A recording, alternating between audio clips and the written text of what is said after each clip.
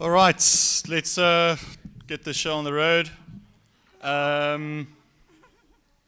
Firstly, one outstanding piece of admin from last night.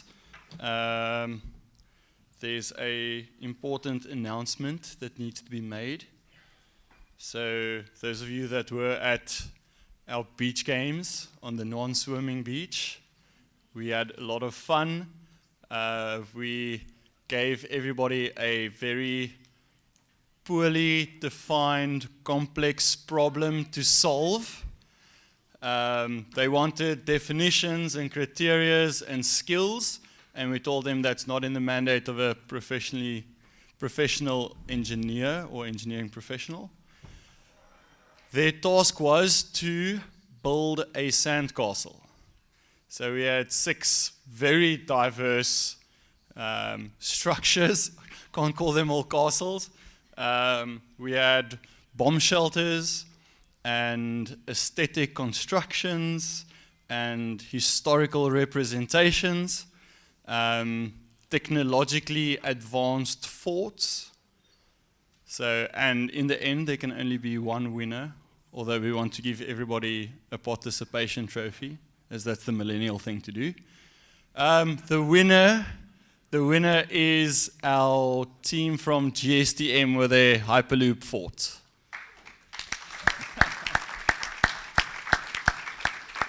I think some of them have already left. But yeah, great fun. Thanks for everybody for being out there, putting in the effort. A lot of fun was had. Before we get to our esteemed guests here on the stage, we just need to have a quick commercial break for Stellenbosch.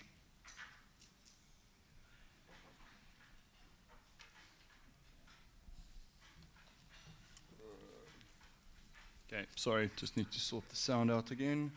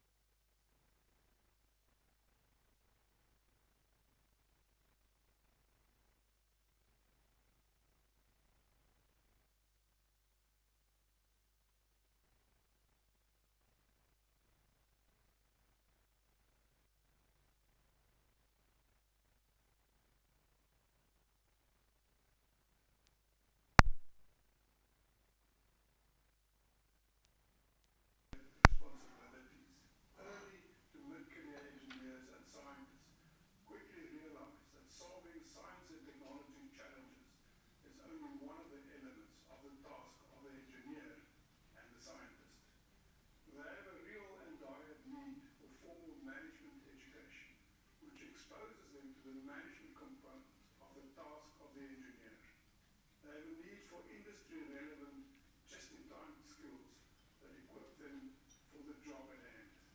And at the same time, this engineering management education must also lay a foundation which will serve them well for their entire career in the same manner that their undergraduate education did with regard to the scientific and technological aspects and their applications.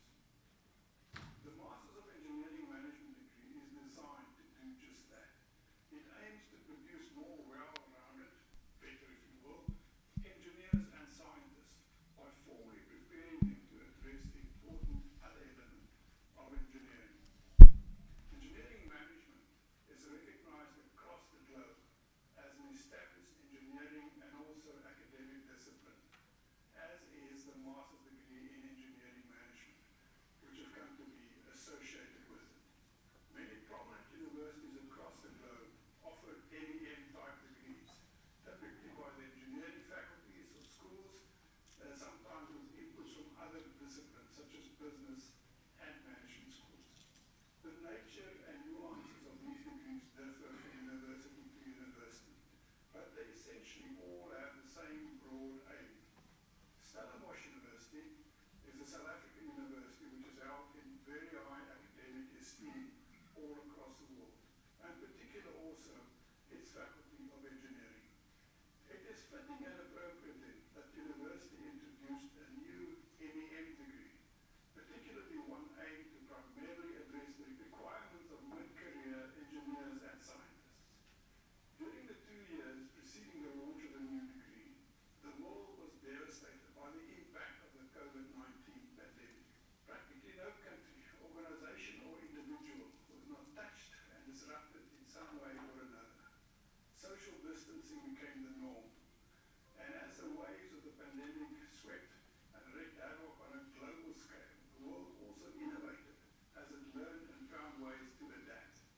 Working from home and also studying from home became the new normal for many, at least for a significant period. Enabling technologies advanced in leaps and bounds, prompting mindsets, work cultures, and processes to keep up the pace.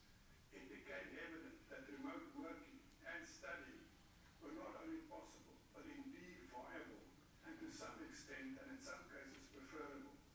It is against this background that Stellenbosch University decided to offer its new MEM degree in a hybrid online mode only. Prospective students overwhelmingly and enthusiastically embrace this delivery model, mindful that the curriculum for the new degree was developed for this delivery mode from the start. Our students are all working professionals who enroll for the degree part-time while they pursue their day jobs. As an added bonus, it also enables students from all over the country, and indeed the world, to enroll even when they are traveling. This diversity, of course, strengthens the student interaction and the networking considerably. Stellenbosch MEM, the structured Masters in Engineering Management degree, is an NQF Level 9 qualification with 180 credits. 1 credit represents 10 nominal learning hours. 8 modules are required, of which 1 is an elective, and each module counts 15 credits and is offered over a 15-week semester. Students enroll part-time for 2 modules per semester, with 2 semesters per year.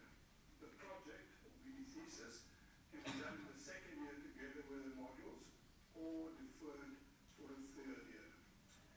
It is against this background that we look forward to engaging with you and discuss the possibilities of our new Master of Engineering Management degree.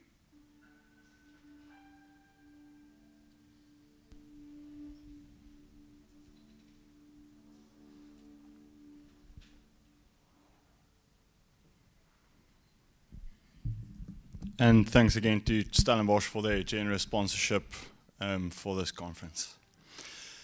Now to our official part of the session today. These 5 distinguished guests that we have been able to gather from almost all over the country. Their work has taken them all over the country and beyond as well.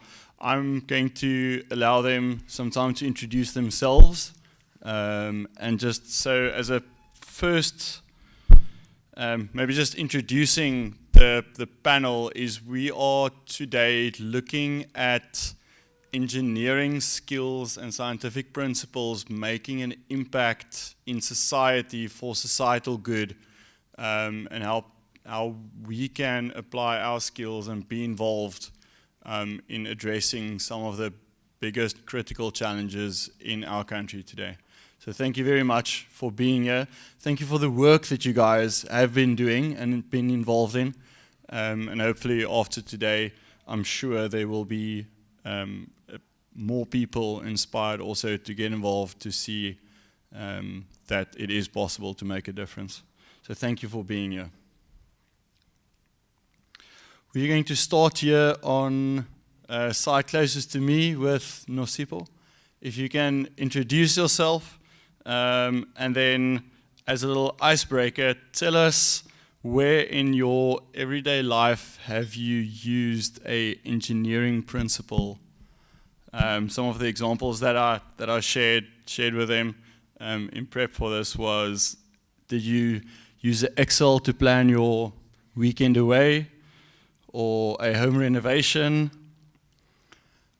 or an example like that? Where did you like really go, really engineered this? Is it on? Should be.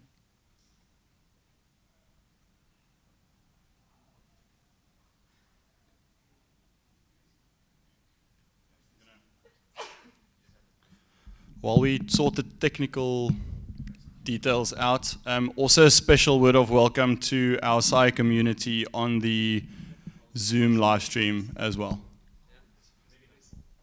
Is it on? No, it should be fine. Let's see. Grab this one for now. Okay, thank you. Hi everyone.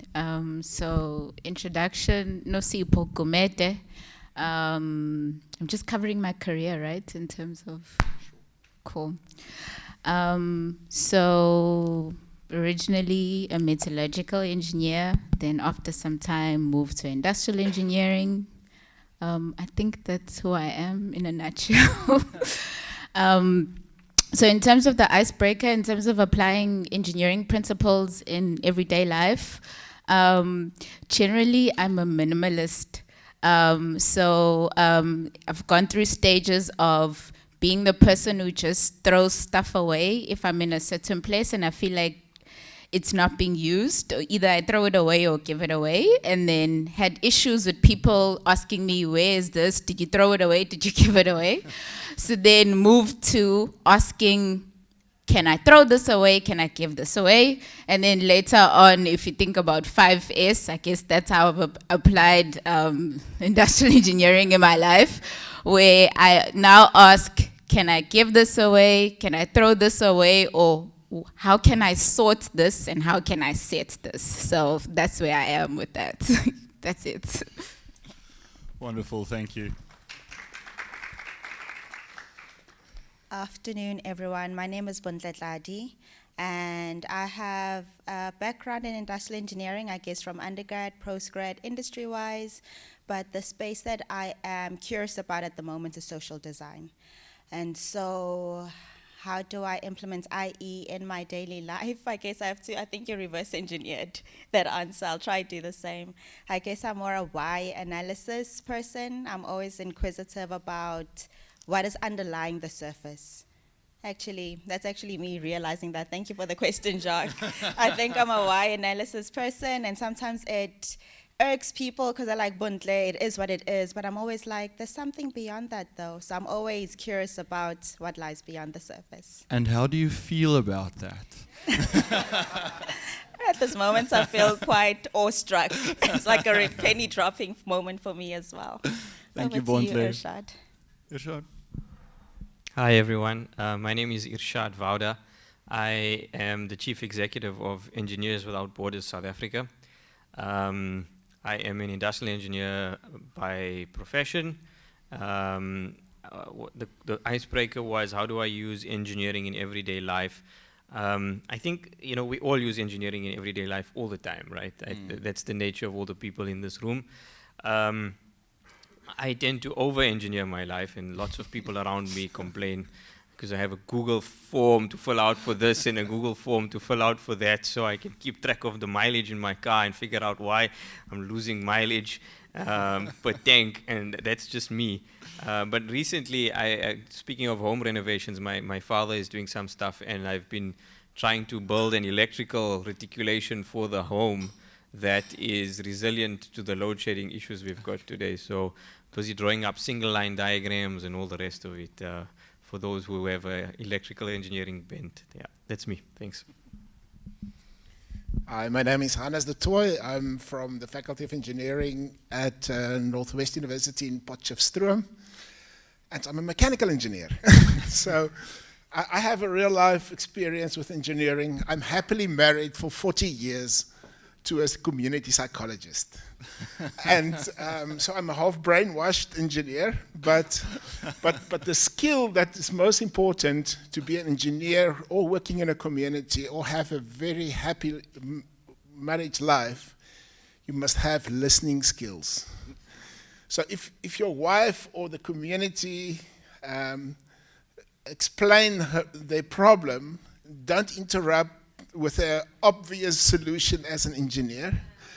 Wait for them to talk and wait until they ask for your solution. And that is why I'm happily married for 40 years almost. But the same principles are really for community work as well as an engineer, is that listen carefully, like symptoms, and you will identify the problem, and then you find the solution. Thanks so much. Hi, everybody. I'm Justin Yarrow, and unlike everybody else, I'm not an engineer. I'm a PhD scientist, and I run the Super Scientist Project, which I will talk about shortly, I guess. And yeah, engineering. So I'm from here in Durban, and post the massive floods that we had in April.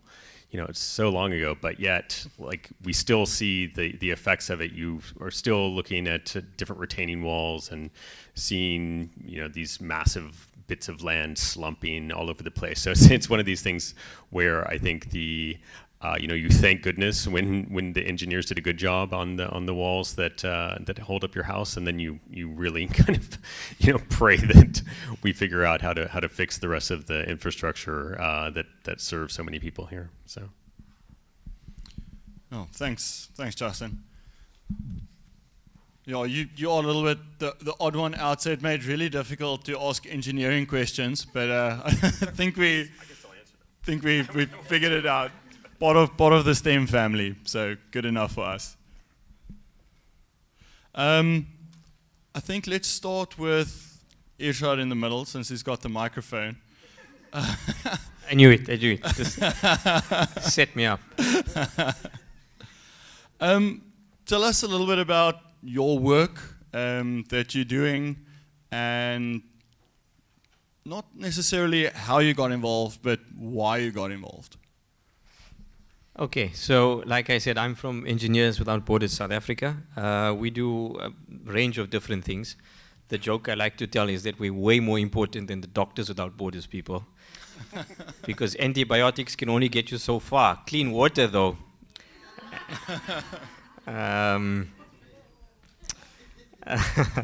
Shots fired, as they say. We do a variety of different things, as you might imagine from the name. In South Africa, we do a lot of tertiary education work. So we work with Hannes and Bontle and a few of you as well in the audience to try to build a different class of engineer, right? To try to adjust our South African engineering curriculum to the South African context and the South African environment. It's one thing that our curriculum mirrors, the engineering curriculum in many of the other countries in the world, but we have a very unique circumstance and a very unique context, and so we do a lot of work in that space with tertiary education partners to try to produce a different caliber of engineer. But we also do the obvious things. So the solar plants, the water treatment plants, the things that you might imagine Engineers Without Borders does.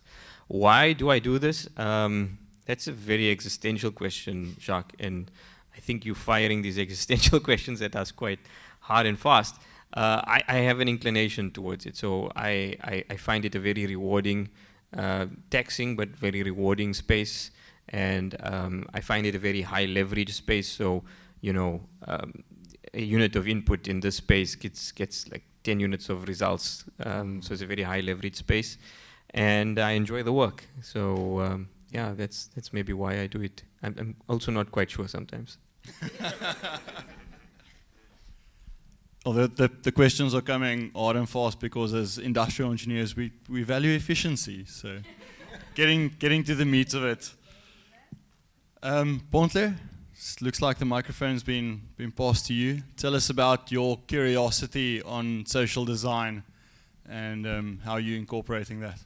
Okay, I like what Irshad said around existential.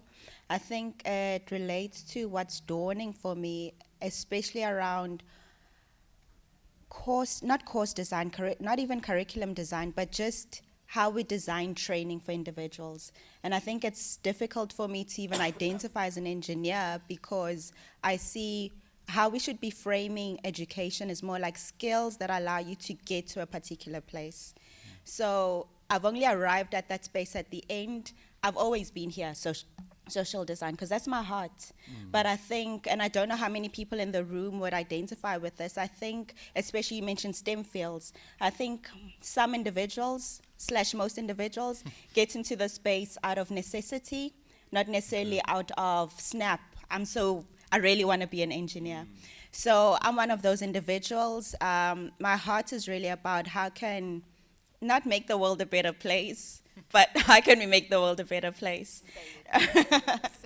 I'm saying it with my chest. So I've always been curious about that. And so I came into engineering, whatever circumstances that might have been. And then I went into industry, and I got dissatisfied with, in engineering, we learn how to make organizations more efficient, how to get to the root cause, how to really drive value within organizations. But the same questions are not being asked about the societal space that we're operating in. So I was curious about how can we apply the same principles to the societal context. And that's how my journey to the space came in. I did a course in social entrepreneurship, and I realized that actually what we're doing as engineers is not different from what they're trying to do. And that's what I came across the world called social design, and I was like, yes, this is it. You know, how can we design for social impact? And that's why I'm here, and that's what keeps me here. That's really awesome, Bontle. Thank you for that. Yeah, I think as... Yeah. I think you were also fortunate to, on your journey, be steered towards industrial engineering, as I think industrial engineers naturally have a bit more of a heart for people. Shots fired to all the other engineering disciplines. Sorry. But yeah, I think that's also in our nature, but I'm sure I'm going to get a lot of response here from I'm the ready. panel. I'm ready. Okay, go for it. I'm going to open the floor to you to respond, and then also tell us about your journey. So I think in my response, or in my answering of the question, I'll address that. So I'll try and answer the why, and then lead to what I'm doing now or what I've done. Okay. The why is from the first time I made an engineering decision, it was a social decision. Okay. And so I do not separate engineering from the social, right? At a very young age, lost my parents, and so me and my siblings lived a life where we ran a shebeen to make ends meet and to survive, right? And the choice to do engineering, like if I had my choice, I would have done creative writing and been a poet and gone to Rhodes and lived my life with my dreadlocks, like that would have been me. But when I was 16, I made a very practical social choice, which is also an engineering choice, to say, well, I need to study, and most bursaries go for engineering. Then I looked at a book with careers and went, which type of engineering kind of makes sense for me? And then it was a toss between chemical and metallurgical. And so from that point, every engineering choice has been a social choice, right?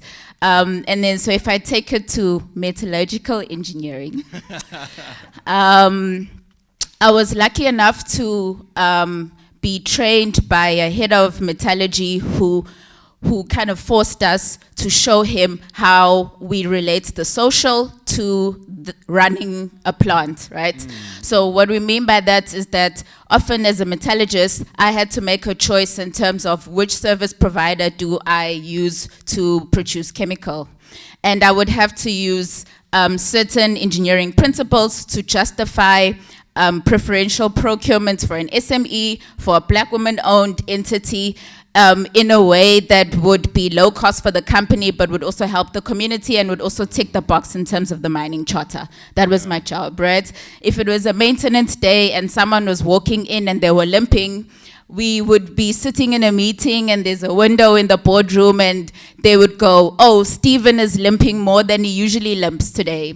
We all needed to know that Stephen has a limping issue. It's maintenance day. So we need to know that, oh, Stephen is a boiler maker for that section. So if he's limping more than he usually limps, what do we do about it? Do we need to chat with Stephen? And so at each and every point throughout my 5 years working under that specific person, I was forced to constantly match what is an engineering choice with a social choice. But unfortunately, the world doesn't see, maybe they like you, maybe you train them, I don't know. They don't see metallurgical engineering as an all-encompassing kind of socially impactful thing, right? And I had no way of proving to people that throughout my life working, I'd been making social choices. And so I ventured into industrial engineering so that I could move into the healthcare space, etc., to continue to make social decisions. So an example of that I can give is if you walk into a Dis-Chem pharmacy, some of them have clinics. At that clinic, you'll see a nurse.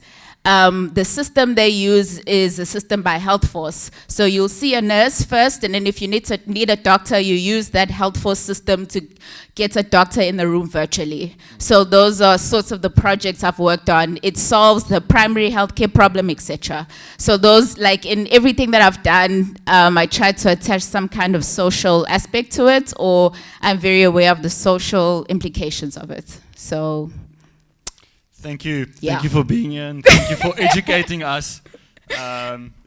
This is exactly why we want to have this panel discussion, especially on this topic, because we know and we like to jokingly say that engineering is stuff, but we also know that engineering is people, and to have all of you here today to solidify that message, to give us those examples. We're really privileged to be schooled. I've always said I'm always happy to be wrong, so thank you for your contribution. Hannes. Yeah, I came from high-tech, hard mechanical engineering industry, and I had a 5-year career plan to go to university lecturing, and now it's my 28th year. So my great plan, 5-year plans. So what happened is that my career became a calling, and to see this young students develop from attitude matriculants into a very humble engineering 3rd year, and then excelling as an engineer at the end is really rewarding. And the other thing. I'm so privileged to have 2 of the best worlds combined now, because now I can coach, because I don't see me as a teacher or a lecturer. I see myself as a facilitator to help kids to go onto new levels where they can excel in their own right. And I can tell you, in this 28 years, you get smart kids. You don't underestimate the skill of a student. And what I realized then, I can use all this high quality students to make a difference in the community. So what we're trying to do now, with Ishad, I have this module that I teach for the third year students. Some of them are here. And it's engineering in context. And part of 50% of that is the engineering, an international design challenge of the Engineering Without Borders. So it is a real life project where they can design things. But then our students need vacation work. So what I do now is we start a whole new training program on a level lower than the FET college level for unemployed 18 years till 24 years age without maths and science. We're going to train them on a specific skill, and we can train them to do invoices and train them to plan so that they can start their own businesses on a specified product that they are taught to do the manufacturing, and that can help a lot to make a difference in this community. Sure, that's really a noble cause. Yeah, and I think just back to your comment on how clever and smart students is, and the resourcefulness of a student to achieve their goals, and I'm glad that we're also starting to look at programs to channel that resourcefulness into these forces for good. If I can steal Witz's marketing campaign. Thanks, Bontley. Justin, same question that side. So super scientists, the idea with super scientists is that we're drawing living scientists and science champions as superheroes. And then we're making lots of different materials with them. So we have trading cards, and we have activity books and posters. We have a comic that's coming out soon. And we're going to have a traveling science center exhibit that's going to launch in January. And essentially the idea with it is that we're trying to solve the question that when you ask young people to name a scientist, the kids that we ask, primarily in low-income communities, but like pretty much everywhere, and I think this is like a universal worldwide problem, you ask them to name a scientist, and most people say Einstein. You know, they say Einstein or they don't have an answer. And Einstein's great, but like every picture of him is in black and white. He died more than 50 years ago, you know. So he's awesome, but it's time to move on. And this all sort of came about. I did a PhD in cell biology, and I was really interested in innovation and how innovations are spread and how they aren't spread. And I ended up I did my PhD in the US, and then I came to South Africa and was working in ARV clinics in Johannesburg, helping nurses do antiretroviral rollout. This is back when ARTs were first coming out. And the idea was to help them like develop grassroots innovations and figure out process improvements, you know, you guys, industrial engineers, for better ART delivery. And then subsequent to that, I ended up working with local and then international public health organizations. And then what I realized really is that I loved science. I had this love for science and for figuring things out, and I wanted to try to bring that love and interest for science to other people. So I started this NGO called Codemakers, and we did a lot of hands-on coding and robotics work and things like that. And in the process, you meet these kids that are incredibly clever, but they go to schools that don't the bar is too low for them. So, you know, the whole reason for why I started Codemakers and why now we're doing Super Scientists is that there are so many clever kids out there, but they don't have the opportunities, and they aren't, in particular with STEM education, I think what happens is that we don't connect them to the people.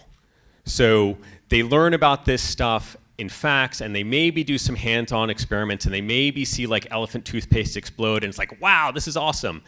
But there's no then connection to who are the people that are doing this cool work. And that's what we're trying to do, so that they can say, no, it's not Einstein that I like. Maybe it's Rochter, right? Maybe it's Rochter, but maybe it's Linda Kutle-Mavuso, who's a scientist that I look up to, and I have this thing, and I can learn about them, and then it makes it all more real. So I think really what we're trying to do with this project is connect the child to the stories of real scientists, make it something that they can see other people have done. They see scientists that look like them, and then it makes that connection so that then when they're learning this stuff in school, they can understand why it's important. And maybe, this project or the people that they learn about will be the reason that they later go on to a career in STEM and, come to a conference like this in 10, 20 years. So yeah, essentially we want more people in STEM because there are so many problems that we all need to solve. Yeah. And there are so many smart kids out there that just need to see the value of STEM and what we're doing.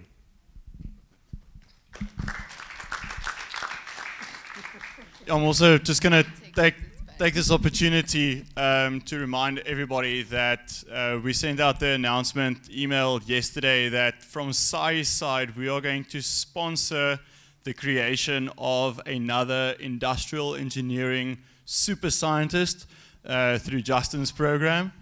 You would have seen on the Wover app, if you go to the community, there's a little topic there called super scientists. So if you want to motivate through a TikTok dance or writing a really heartfelt speech, why we should make you the super scientist and add you to Justin's collection. Be an inspiration, get you in a comic book. I think that's pretty cool. So yeah, please go ahead and do those submissions.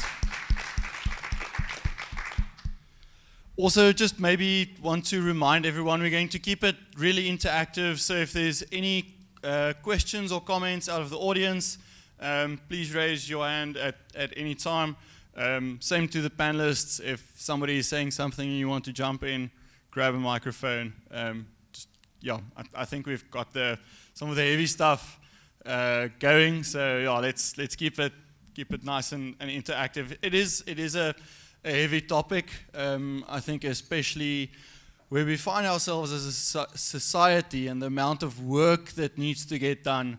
It's really incredible to hear and to see that there's actually so much hope out there. So really looking forward to the impact that we as professionals can also have in writing some of what's going on in the world. At least in our communities, starting there. Stephen, I see you've got a question. Let me maybe.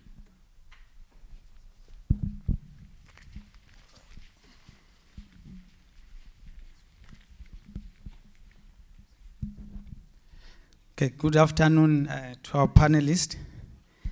I got worried when you started talking about Stephen limping. I thought, people will think, because he's also a metallurgist, he used to limp. Okay, actually, this question is for all our panelists, and thanks for nice introduction. And I think that really the topic we're talking about here is very important. But I would like to actually approach it from a different angle. I would like to actually find out, and I would appreciate if all of you could comment, because I see one way or the other, you are actually involved in some social form involving engineering. There's a new, well, maybe it's not new. Some of you have known about it for a long time. But there's a concept that I actually learned about early this year when I attended one of the conferences, the frugal innovation, where you actually use, call it less valued material or even waste, to actually innovate something that will make a difference. So I would like your comments to say, how can we, especially in South Africa, use frugal innovation to address our social challenges, improve on the employment, at the same time also address sustainable development issues. I will make an example. You go to other countries in Europe, maybe here in South Africa, I haven't seen it. They've started actually a simple thing, the lids for the plastic bottles. They are making a lot of value out of it. It's creating jobs, and you're also eliminating waste. But also it doesn't end there. If you go to all our cities in South Africa, you're most likely to find, I will call them hustlers, I can't get a better word, but those who are actually collecting scrap. You can see how they are battling. They are blocking the road. They are actually pulling the waste with whatever they can. This way we can actually also, as an engineering community, come in and assist, and we'll make more value. So I would like you guys to comment, how can we use frugal, innovative means to make a difference in our society? Thank you. Hannes, looks like the microphone's on you.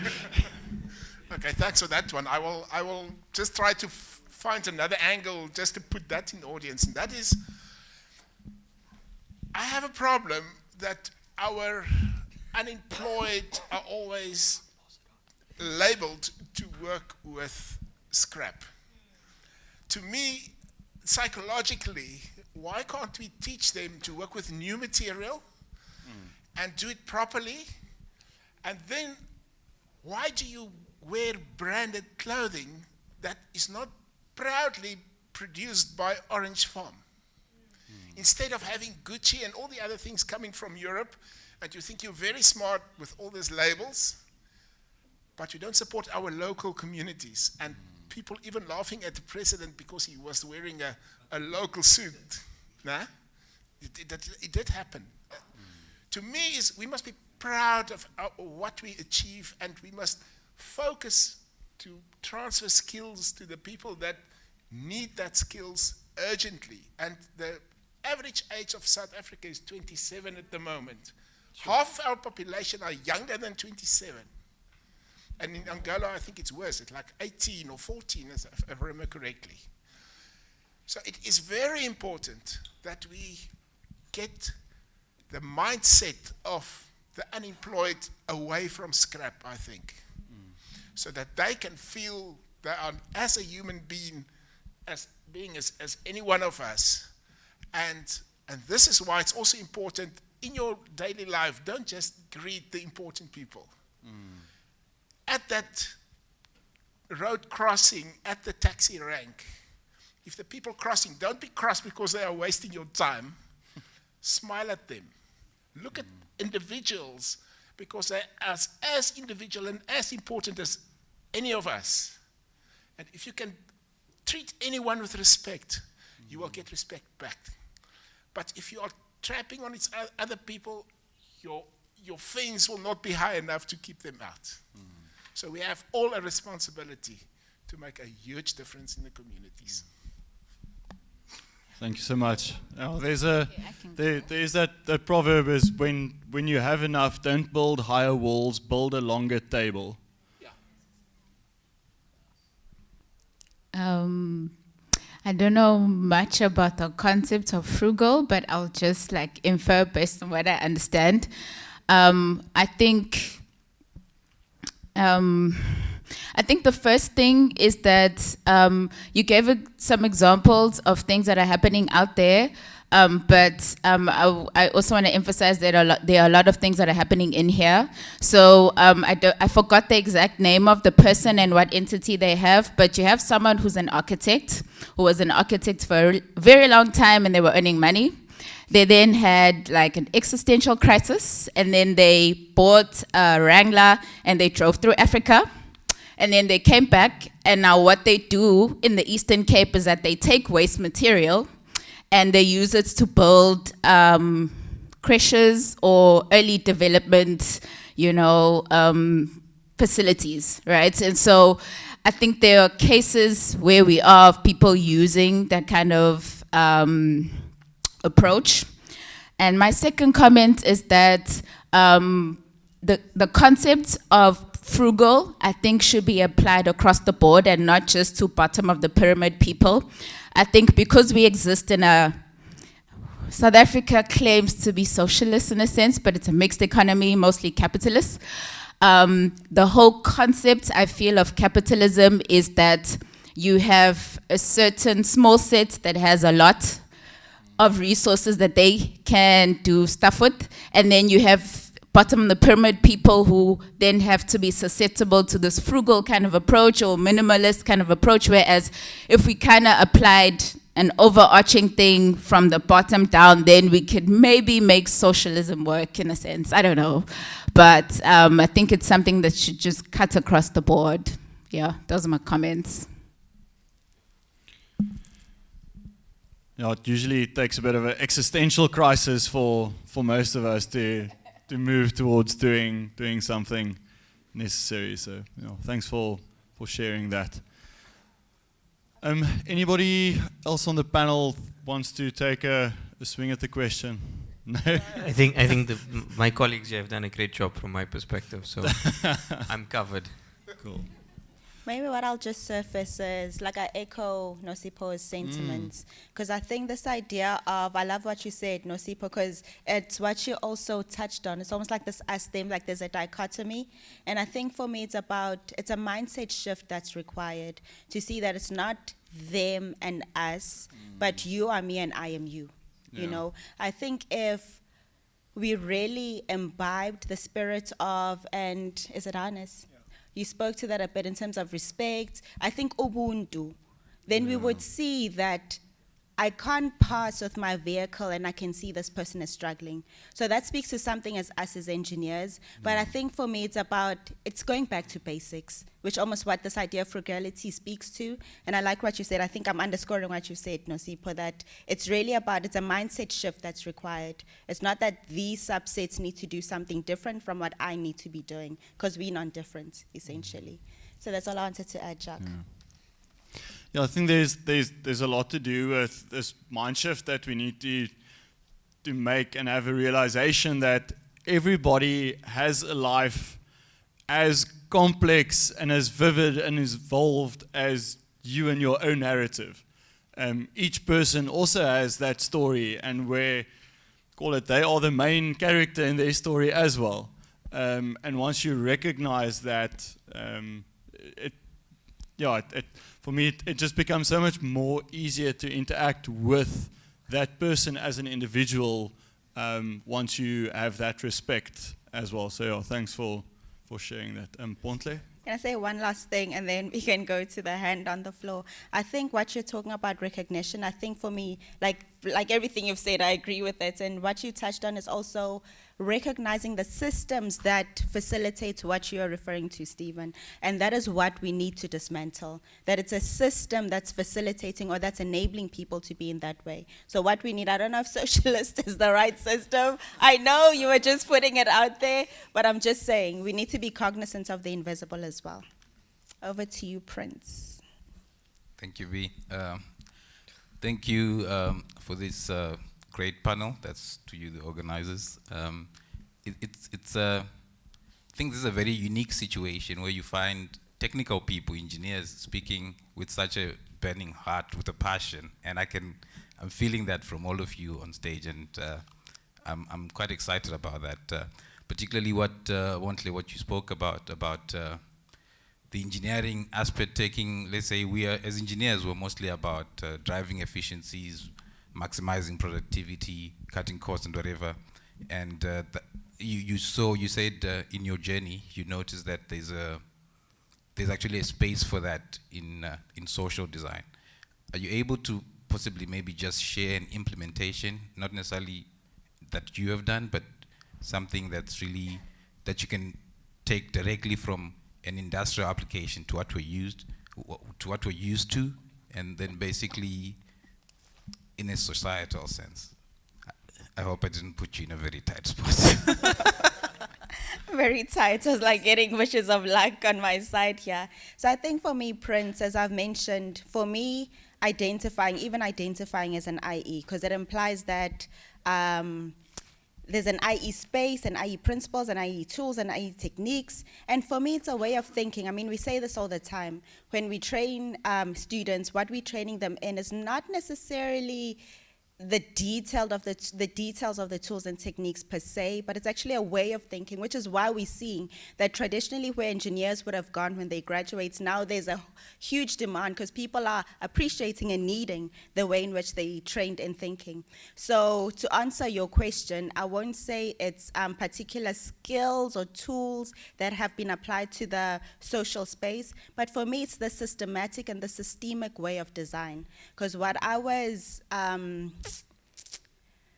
can't find the word, but what was that when we go to the social space, it's really band-aid solutions. You know, it's really like, and I'm like, is that really gonna solve the problem? We know, we trained in like deeper inquiry. And so for me, it's less about the tools and techniques, but it's really the approach, the problem-solving approach, the design approach, which is why when I saw social design, I was like, yes, this is it.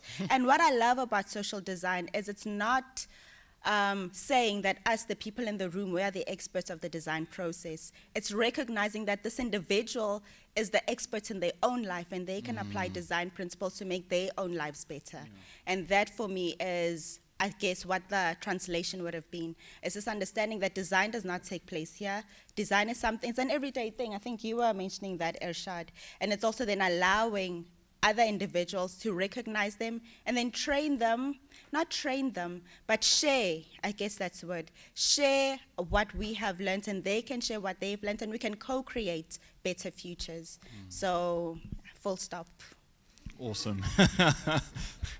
Yeah, thanks for that comprehensive answer, Bontle. Really appreciate it. I just want to ask a really difficult question first. It's maybe difficult. Tell us, maybe starting with Justin over there, what are some of the greatest areas of need that you've identified and the biggest challenges to actually addressing that? I mean, for our project, it really comes, I mean, I think this is just the NGO space, but it really comes down to funding. You know, funding makes the world work. And, but I do think that in the absence of funding, because that's too... it's too easy an answer. Well, it is too, well, it is and it isn't. If it was that easy, I would happily take funding. But I think that it's, you know, the thing that we've learned with this project is that it's really about the network of people that kind of feel part of the super scientists, the people that have been profiled, and how they end up. You know, they'll go to a school and they'll talk about, I think we have over 60 people at this point. So, you know, they'll go to a school and they might talk to a group of kids and then they have these things that they can leave behind to further that experience for the young people that they speak to. And then there's other people that, like, they just dig it, you know, so they really dig the idea of super scientists. And I think, like a lot of scientists, they already feel that way. They feel like what they can do and their techniques as molecular biologists and engineers and astronomers, like those are superpowers. And that's really kind of part of what motivated us to do this. So it's the fact then that we have this network of people who embody the idea and then can share their passion and share their experience with young people and make that connection, and then go on, you know, as ambassadors for the project and spread the idea. So yeah, I think, and you know, frankly, if people like think this is a cool idea, want to be an ambassador of it, you know, feel free to talk to me afterwards or reach out on socials or the web. But yeah, I think it's a people-powered project, and we need more people. Well, Justin, with the power vested in me as SAIIE president, you are welcome to our network. And at any time, please reach out and let's see how we can grow the initiative and your network as well. Thanks a lot. Irshad, you've got the microphone. I do. Unfortunately. No, fortunately. So the question was, what's the biggest area, biggest need that I see? Yeah, some of the biggest needs that you've identified and challenges to being able to address that? Yeah, look, so I'm going to leave all the obvious ones out. Funding and the easy stuff. And I'm going to try to put on my deeper inquiry hat, to borrow a phrase from Bontle, and try to identify the biggest. So I've been on a journey, and you know, we work in spaces where we provide water and power and these types of things, and you always ask yourself, well, are you putting a band-aid over some solution that where it's a systematic problem? And you always, you know, the why question. Why does this happen? Why does the famous industrial engineering 5 whys, 25 whys, whatever the case may be, and you end up at an interesting problem. You end up at either a failure of policy or failure of execution of policy, right? Both of which are political problems in nature. That's not something you can easily fix. Like, political situation is not something that is remedied quite easily, especially by a bunch of engineers that love efficiencies and all the rest of it. So being the industrial engineer that I am, and I always like to say, industrial engineering, we are the engineer's engineer. You know, we what engineers generally do for society, we do that for engineers. Like so how engineers add value to the ideas of physicists and biologists by building things, industrial engineers add value to the ideas of all the other engineers by actually making it happen and making the world work. But I didn't fly all the way not to pump us up, right? You'll find a very biased reaction in the room to that statement. Yeah, I'll play on emotions. I don't have any issue with that.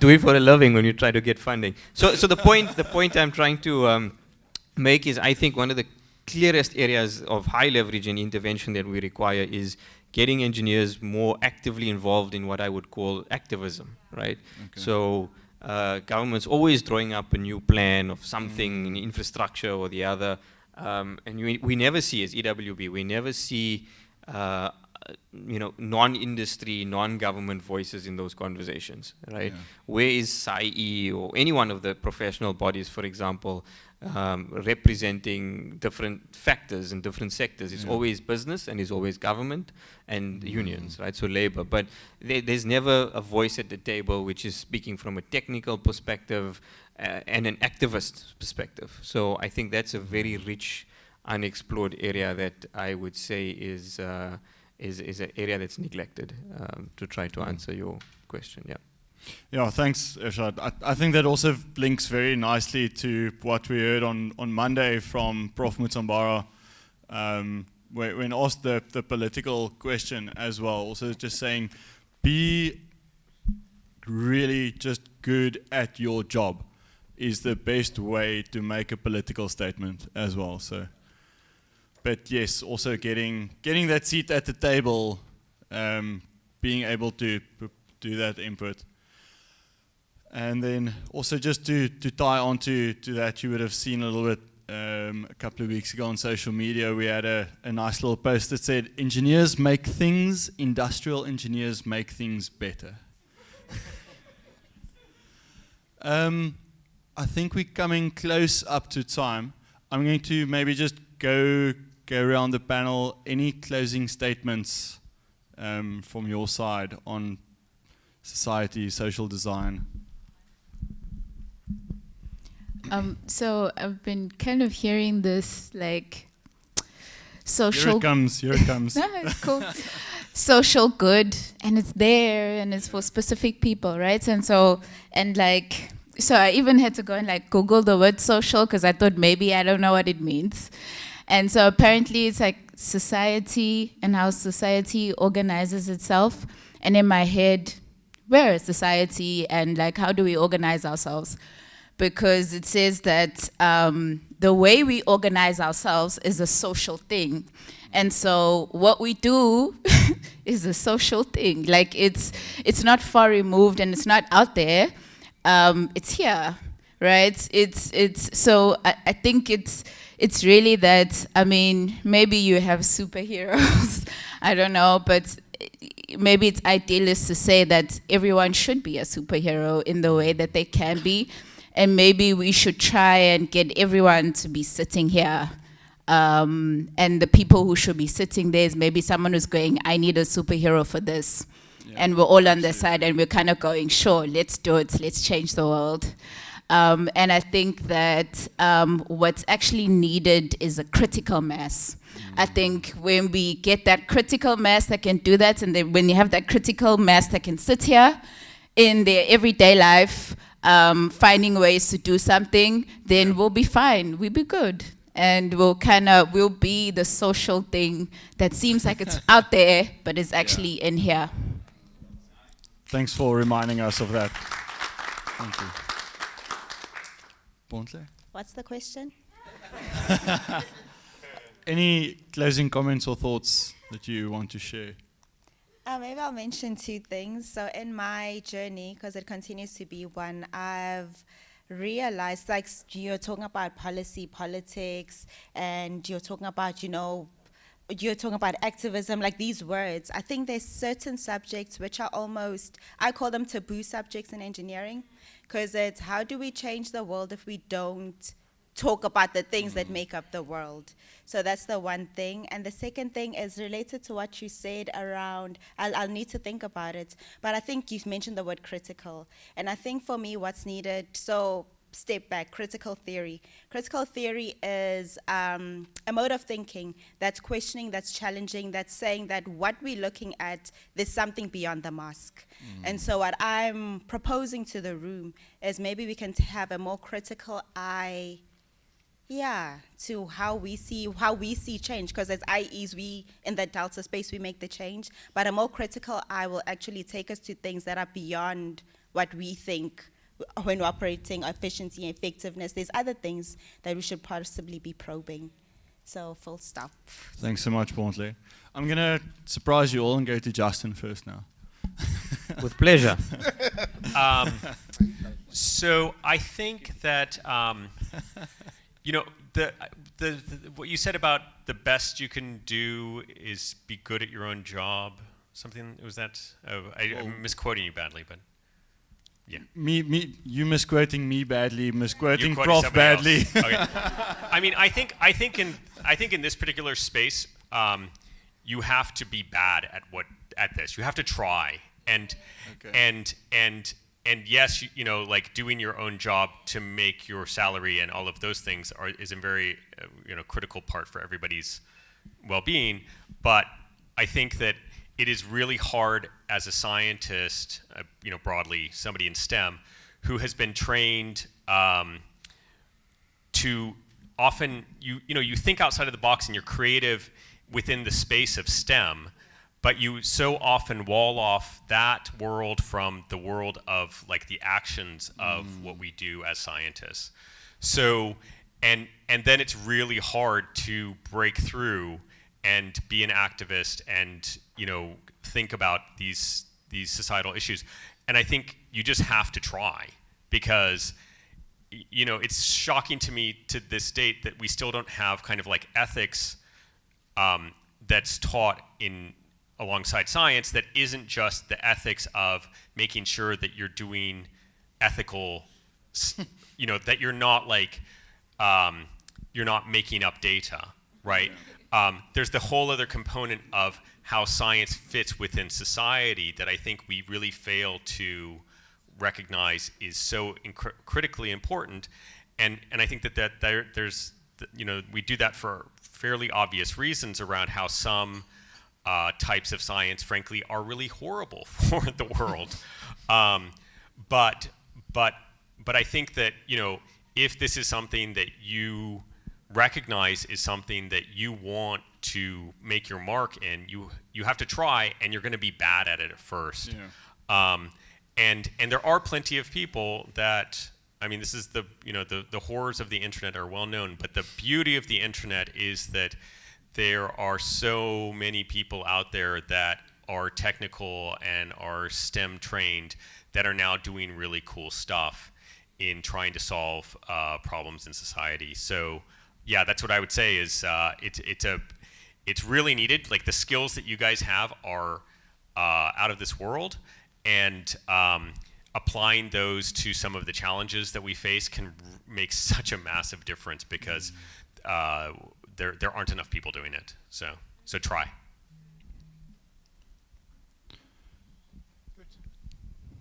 Hannes?